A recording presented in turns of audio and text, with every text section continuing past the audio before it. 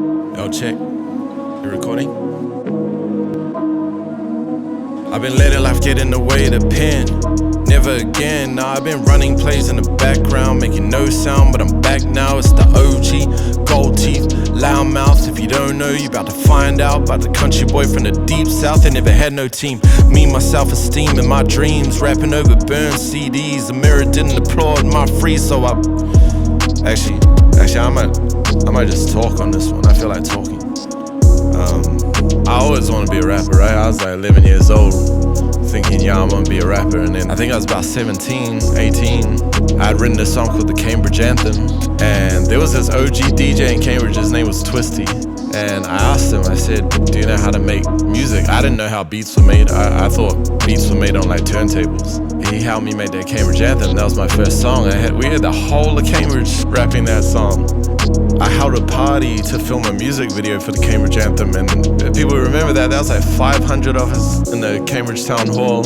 Yeah, that was a loose night, but I made some money that night. I made some cash, and that was me. I was like, I'm gonna run parties now, like fuck this music thing. I was lucky because there was nothing to do in Cambridge, so I got to bring acts that I wanted to see. People just paid to come because they wanted to party. You know, I had like Homebrew, David Dallas, PNC, DJ Severe, P Money, Savage. Everyone came down, and it was like after a little while of running this, I decided like, nah, I want to be an artist. And so I used to go to the high school with this dude. His name was Tony Douglas. Shout out Western Heights. We were mates. I was actually mates with his older brother, or like his cousin.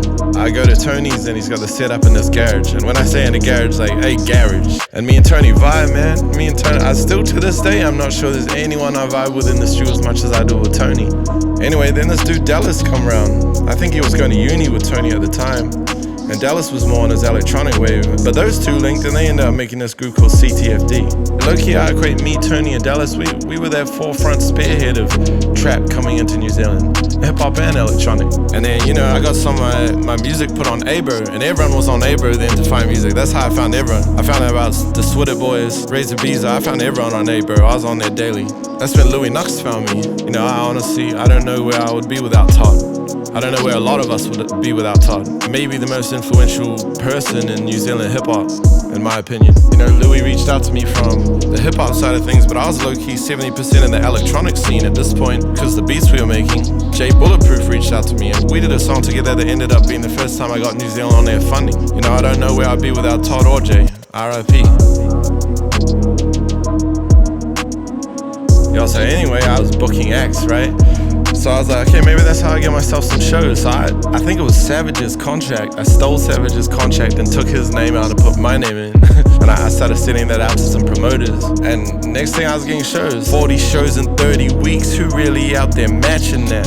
You know, that quarterback's line was a real line. I think, 40 shows in 30 weeks. Next thing you know, I'm ticking off the festivals, Rhythm and Vines, New Year's Countdown at Northern Base. And 660, shout out 660. Took me on a 11-show nationwide tour, and that was a game changer for me, man. Like, Spotify was still in its fresh stages. My Spotify listeners after that 660 tour just, man, they went hard. And then I'm getting booked to open for all these internationals. One of the highlights of my entire career was opening for Mac Miller, R.I.P. I was nominated for a New Zealand Music Award, and then I nominated for Best Self-Managed Artist, and then I got nominated for Best Independent Tour, and just all these things were happening. I felt like I was getting in the scene, I was on this level, I was getting booked for shows, and then I got to this point, I felt like I had really achieved everything I wanted to achieve here, and so I had to leave. And then when I just had enough cash to cover flights and not much else, I took off to Toronto. It was close to New York, you know, like Donald Trump just got in and I wasn't sure how I was gonna get a visa for America, but Toronto was close to New York, and I had no contacts. I'd never been to Canada before.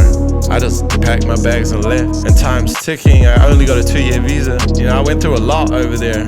When you got no friends, and no one's inviting you to things, I'm trying to find a producer, a studio, and time's ticking. I only got a 2-year visa. That's only like close to the 2 years being up. I finally found like I'd made some close friends, and I had the producers I need, I had the studios, I met all the promoters, I was ready to go, I was on, but I was like, you know, I'm gonna build my own studio, so I took my KiwiSaver out. The last thing I had to do was I got 2 more years from my workplace. They said I could stay there for 2 years, so they gave me a 2-year visa, but you have to leave the country to start. And my brother was getting married, and he had asked me to be best man.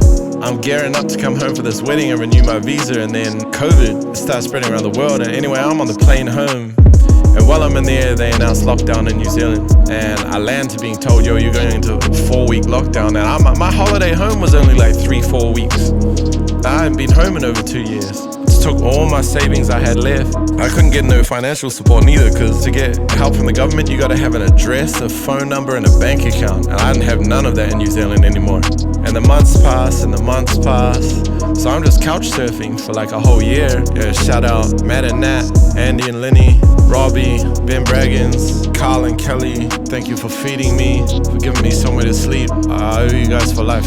End of December comes and Canada still ain't opened its borders to non-residents. I got my hustle mindset back on. I was like, alright, well, I ain't getting no job. I definitely not come back to New Zealand to step into some 9 to 5. I'll meet this dude Rory Noble. We've known about each other for a minute, because I used to hang with his older brother Matt. Shout out Matt. Shout out all the Nobles. And then I tell Roy about when I started a label, and he said, yo, I'm doing the same thing. Let's make this a thing, let's join up. Damn, that roster that we put together was pretty crazy. But you know, as time moved on, that was like a whole year there, and going hard there for that label too, and trying to go hard for those artists, but there still wasn't no money coming my way. So I had to go do something else, you know. I found Manaki. Manaki needed someone to run their music studio, and they wanted to build something special there. Time goes on, it's just another one of those industry things, you say. Words don't get held to, and you don't get what was promised. And so time moved on there too, and next thing I know, I've been in New Zealand like fucking 2.5 years. I haven't been working on none of my shit. So I go to David Riddler, head of New Zealand Air, and I say, yo man, I already know what my next album is, but I haven't had a chance to work on it, and I need some infrastructure to do that. The last thing David Riddler did before he left New Zealand Air was he gave me that project funding, and then the floods hit. And I just got sorted, you know, I didn't have a bed, I came home with clothes from Toronto, so I had nothing. And then I finally set this place up. Me and my girl too, she just moved in, and we lost that place in the floods. And I said, you know what, finally, maybe it's time for me to go and try out this 9 to 5 thing. Wake up in the morning and go to the same place every day. And you know, so I put my CV together.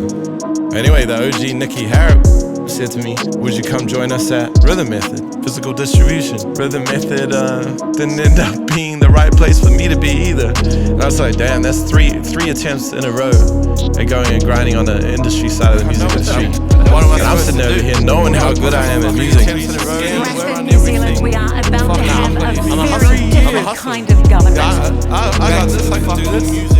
Where's this fucking industry like this, bro? Babe, I told you I'm gonna sort it out. You need to raise the antenna.